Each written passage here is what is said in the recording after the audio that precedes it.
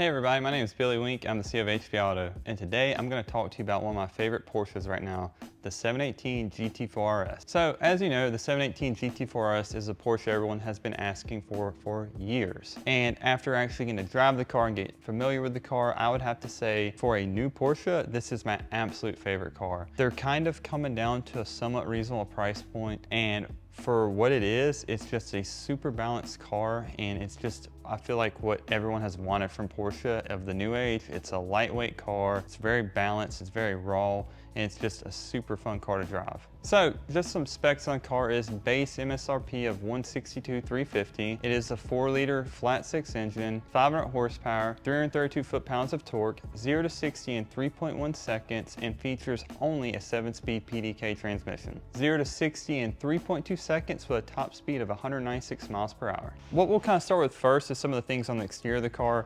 I'm sure many of you have seen quite a few videos on these cars already, but I still like to point the things that we like and notice about the car. So that being said, one of my favorite features of the car is the fender design here. You'll notice that you have the fender vents as the previous RS models did. Then you have the rolled fender here, which looks phenomenal and very aggressive. With the Weissach package, my favorite feature is probably right here. I love the way the carbon hood looks with the NACTA ducts, and then obviously the front end is very aggressive with the side splitter and whatnot. Right off the bat, the front design of this car is much more aggressive than what you're used to on the standard Cayman, and I think they killed it with that. Now, this isn't a standard feature, but I love the carbon mirrors. Now, the side scoops are carbon, which I think looks phenomenal.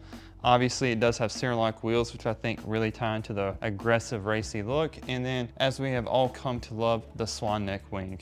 I think that's a very great feature on the car. And you'll notice back here, it does have a pretty aggressive rear diffuser as well. So the exterior of this thing looks phenomenal. And then one of the best experience features is the intake here. So this is actually the intake into the engine.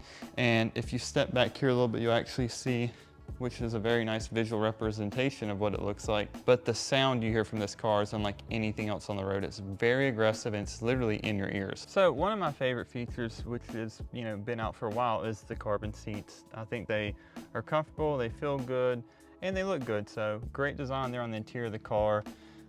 The new dry carbon is a great option here. And then obviously the shifter, kind of like the 992 GT3, is more of like it almost looks like it's a 6-speed shifter here. So I really like that a lot. Now with the package on these cars, you have the Alcantara, which I really like there with the DV8 stitching. And then if you have the Weissach package, you'll get the Weissach emblem here as well, which I think looks great on the car. Other than that, the interior is pretty much a standard GT 718 interior. Obviously, like I said, we have the updated Alcantara and carbon and whatnot, so nothing dramatically different. The door pulls, which is a little more aggressive and racy feature, but overall the interior is not dramatically different, but I just think everything ties the car together really well and gives you that racy aggressive feel like you would want when you're buying a GT4 RS. Front compartment of this is pretty much like your standard 718, nothing different.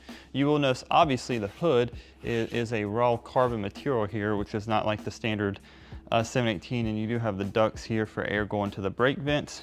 But aside from that, there's nothing too much different here. It's still the standard amount of storage, and you can actually use the storage on the GT4 RS unlike the new GT3 RS. Another one of my favorite features is on any of the newer GT cars is this is actually a sticker. So if you run your finger across it, it's raised up, and it's just for saving weight. So as we move to the rear of the GT4 in the rear trunk, you'll notice it's pretty much like the standard 718, but with the RS you have some verbiage here on these caps that state clearly what they're used for. And then you have the intake, which again is one of the best features of this car. So nothing dramatically different, and it is a usable storage compartment. So you have double the amount of storage in this car as you do a GT3 RS.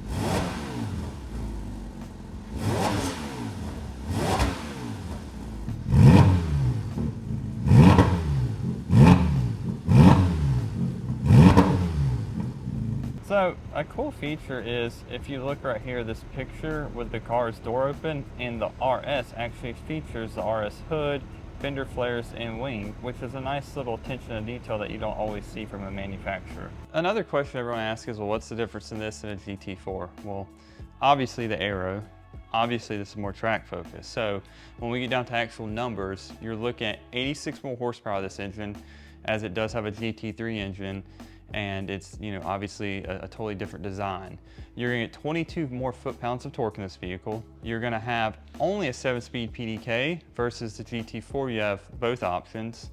If you're checking 0 to 60 time, in the manual GT4, it's 4.2 versus the RS is 3.2 with a PDK. If you're looking at top speed, this is gonna do 196 versus the GT4 is gonna do 188. Obviously a lot more track focused than the GT4, but it may be less appealing to someone that wants the manual gearbox. So if you're comparing between the two, if you have to have a manual, then this is gonna be clearly out. But if you're just looking for the highest performance car you can get, this is a great option. Now, this is almost double the price though too. So if you're looking at value to price, it may not exceed that. So it really comes down to what you're looking for.